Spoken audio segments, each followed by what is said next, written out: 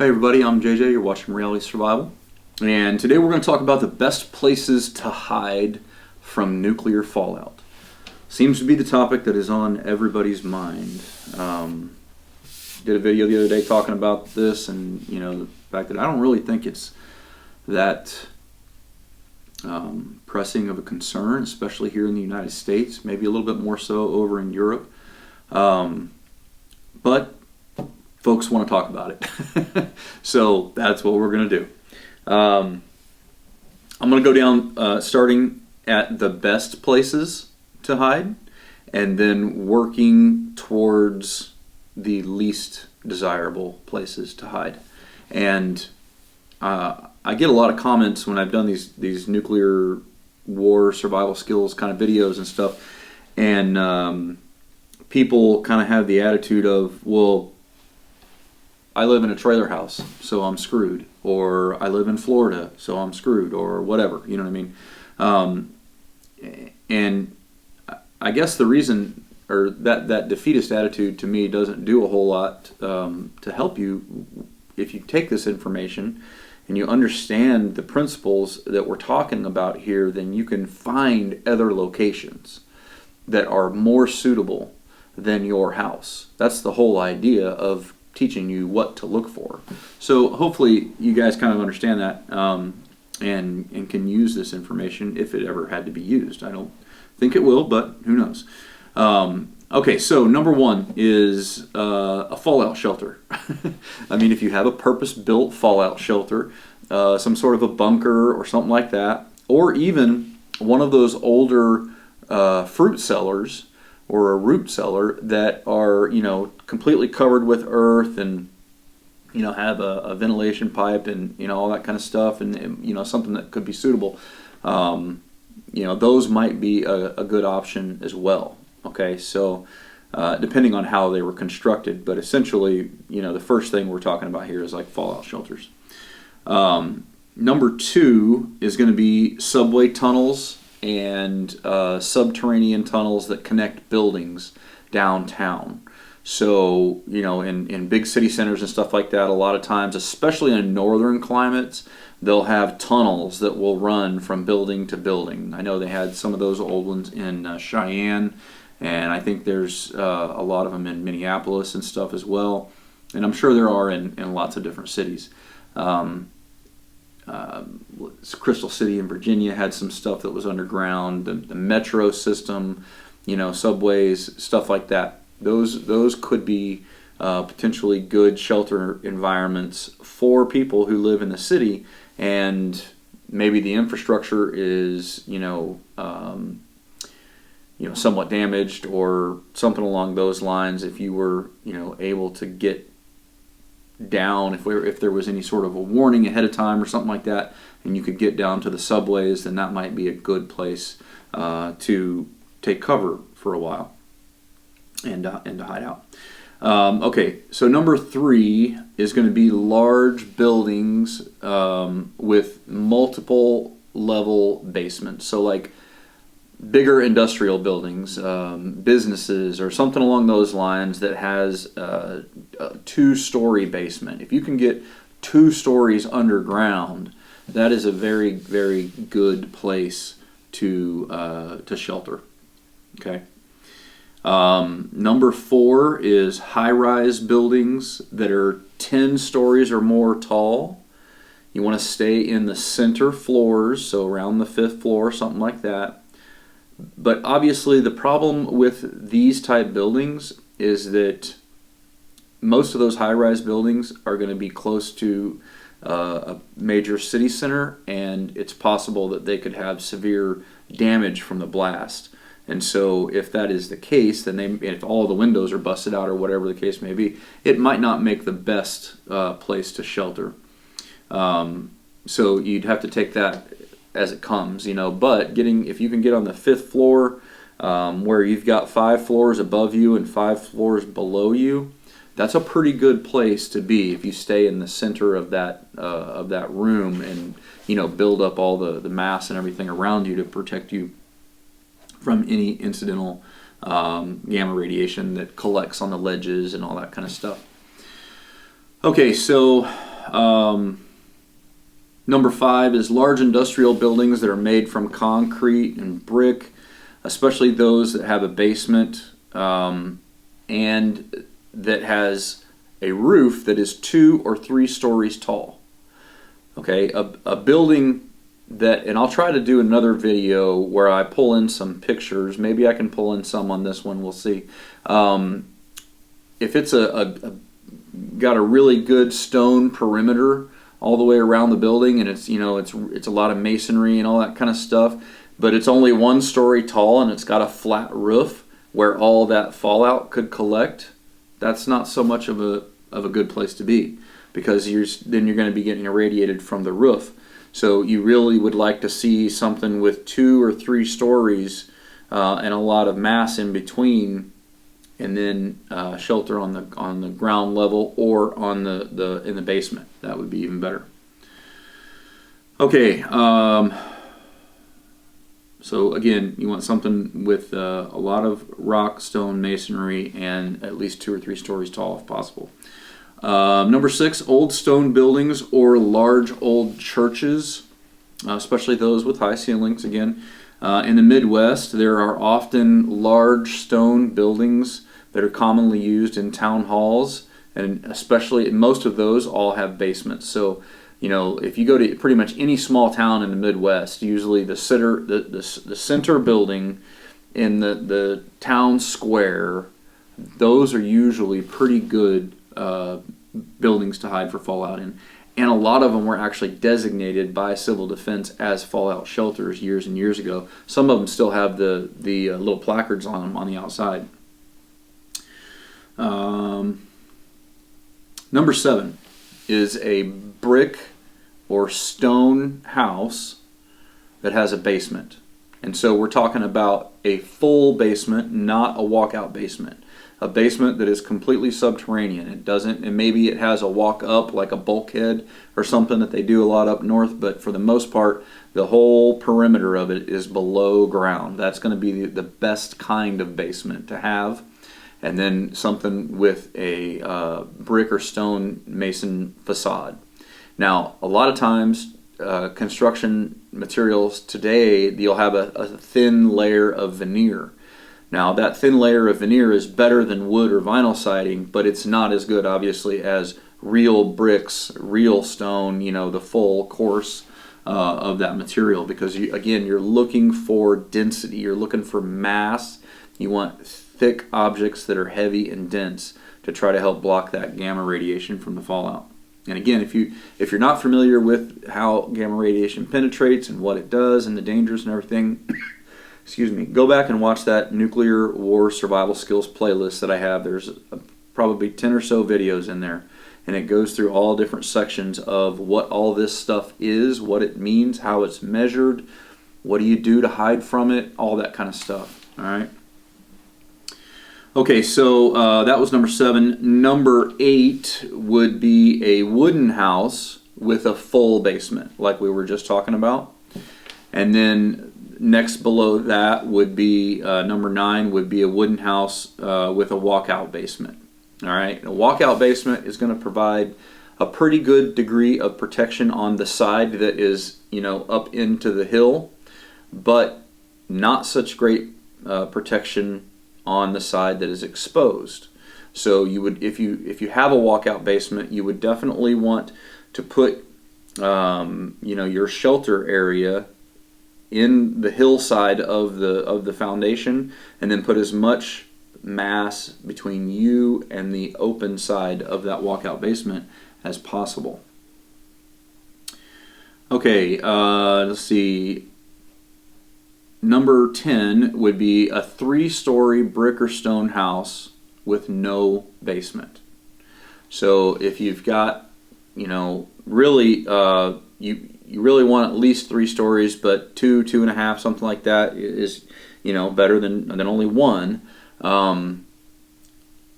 But that's it. We're getting to these options, we're getting to the ones that are not so ideal, and you're not going to have the maximum amount of protection from them.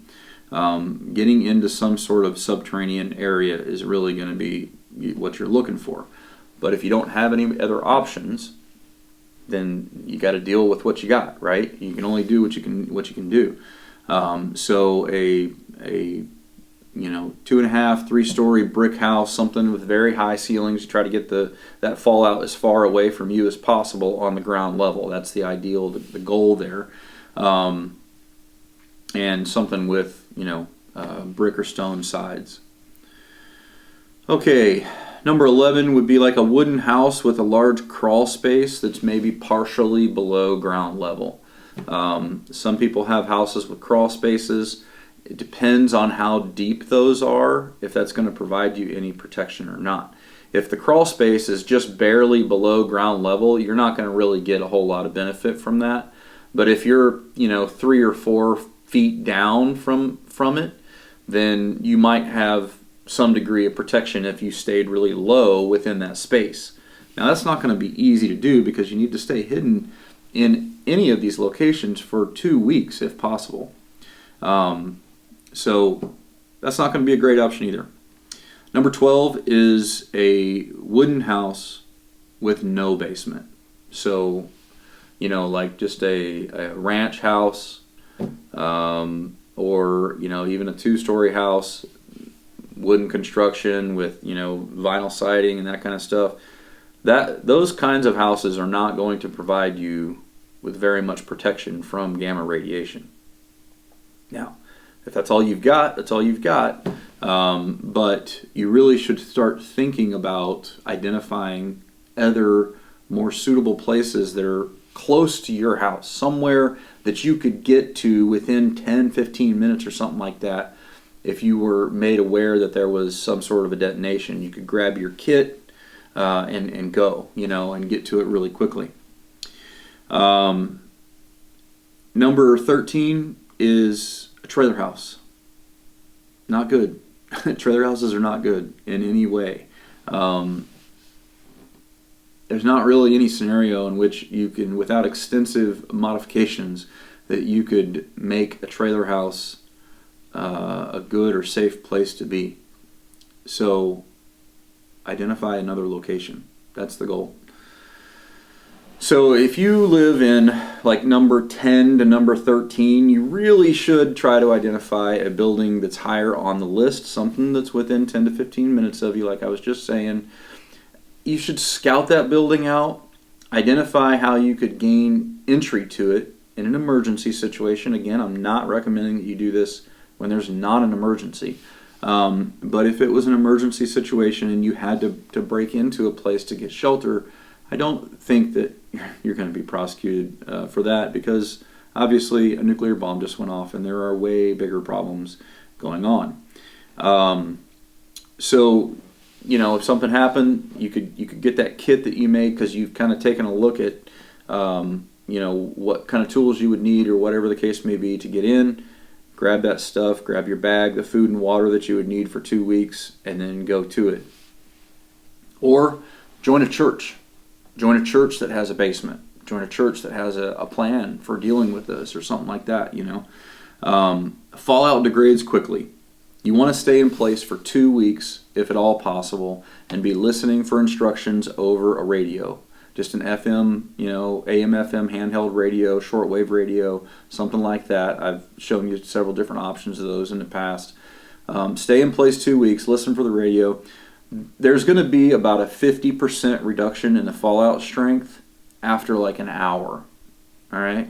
Something like that. About an 80% reduction after 24 hours. And then about a 99% reduction after 2 weeks. So if you stay in place for 2 weeks, you are going to be a lot more likely to have very few long-term radiation issues. If you can't stay in place for 2 weeks, at least stay in place for 48 hours. At the very minimum, 48 hours. Then you will probably have less of a chance of having some sort of long-term cancer issue, or radiation poisoning or in short term or anything like that. Now, again, I want everybody to understand that we're talking about a limited exchange situation where there was only 1, 2, 3, or 4, something like that, nuclear weapons that went off. We're not talking about a full-out exchange where multiple countries are firing missiles in every direction. It's very unlikely that very many people are going to be able to survive from that. Maybe some people in remote islands somewhere or something like that, but that's not going to be an easy situation that you can address on how to do that through a YouTube video or something. Okay, but there is a high survival rate for the people that live on the outskirts of where the targets of nuclear bombs are. The percentage of people that dies is not as high as what people think it is. So if you just follow some basic things, take a little bit of time to learn about what it takes to survive in a radiological environment like this, then you can actually do a lot to affect your ability to survive. Okay, it's not that difficult at all. Okay, last thing I wanted to mention here, I saw a video from Bo of the Fifth Column, and I thought he had an excellent idea. He talked about a lot of the same stuff that I've talked about in previous videos, but there was one thing that he mentioned in there, and I thought it was a really clever idea. And he said you could take bags of topsoil and put them in windows, kind of pile them in, on top of each other. Take a 2x4 or a couple 2x4s to hold them up there. And I thought that was a pretty good way, because that gives you, 3 inches or so of earth. And if I remember correctly, I think 3 inches of earth is enough to have the gamma radiation. Don't hold me to that. It might be a little bit more than that. But, a bag of potting soil is about that 3 inches thick. So that would be a pretty good way to block off windows, especially those windows, the smaller windows that are in a lot of basements where they're only like this wide. You could take a bag of potting soil and push it up in there, and that would be a fairly good way to block some of that radiation from coming in that way. Now, I did want to address a few other things while we're on here. You got to remember that it's all about time, distance, and shielding. It's not just distance, it's not just shielding, and it's not just time. You got to have all three. You really want to use all three together. If your plan, whatever it is, however you're coming up with, how you would think about how you would deal with this stuff, if it doesn't address time, distance, and shielding, you're not doing it right. Okay?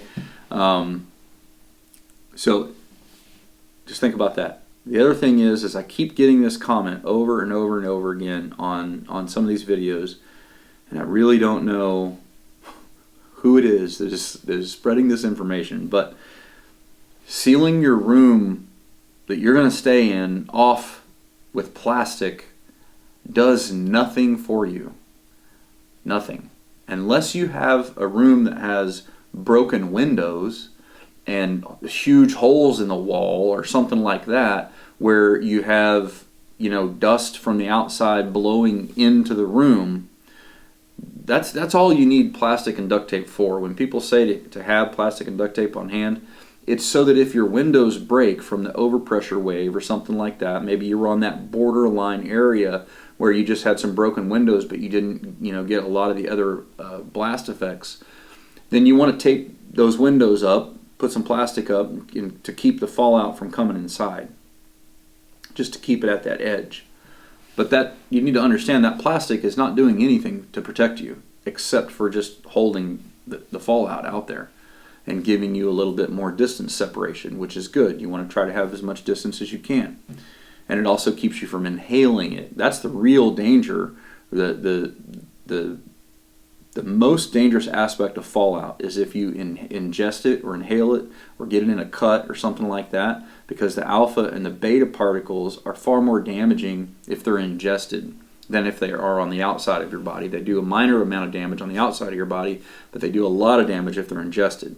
The gamma radiation doesn't actually do as much damage as you would think if it's not in high concentrations over a long period of time.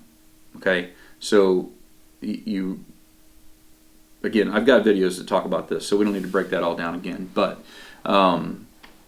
main thing here is there's a lot of people out there for some reason talking about taping all your rooms off and creating this little tent of plastic.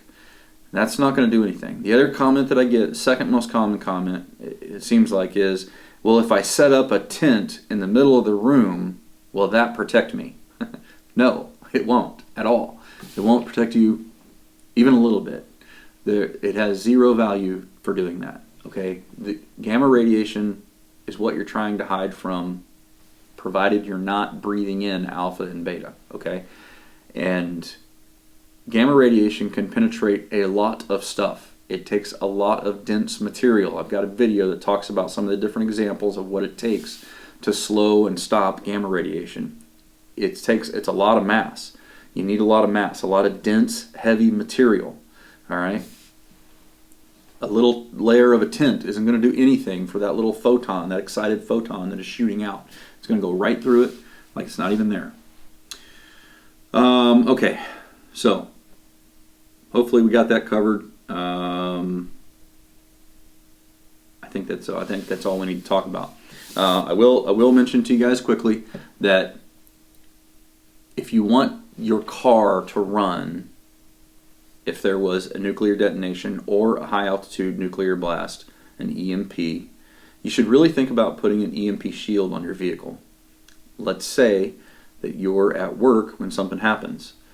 If you live somewhat, if you're on that border area around, let's say, a major city center or something like that, maybe you work in a suburban area or something that's, it's maybe 5-10 miles from the city center or something along those lines, you might be working in that potential zone to where you could potentially have an option to get back to your house, or to get, depending on how far you are away, if you're only 10 to 15 minutes away from your house where you work or something like that.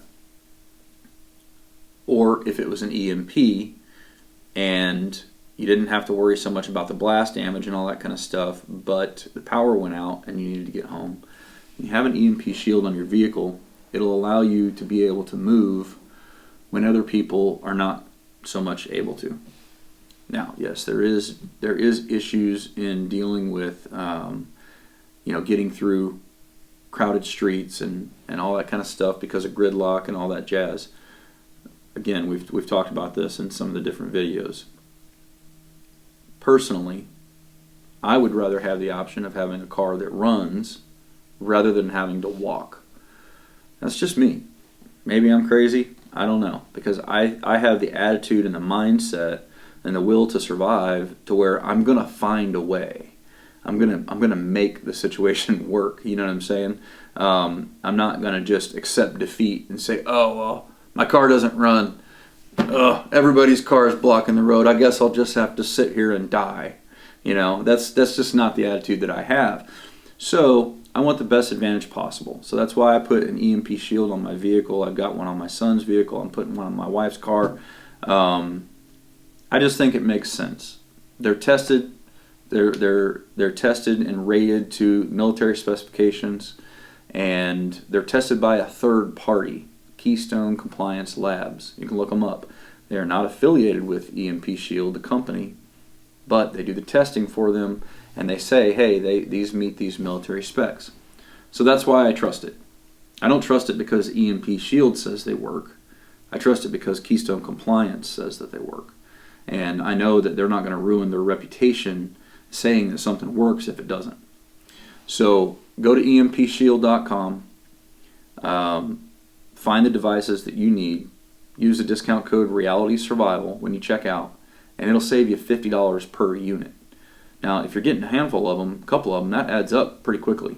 And a lot of you guys who have taken advantage of this, I really do appreciate it, because as you know, I'm an affiliate with them. I get a small kickback when you purchase one. Full disclosure, all that. I am a capitalist. I'm not a socialist. This is a business for me. It's not just the way that I like to spend my time, talking to a camera.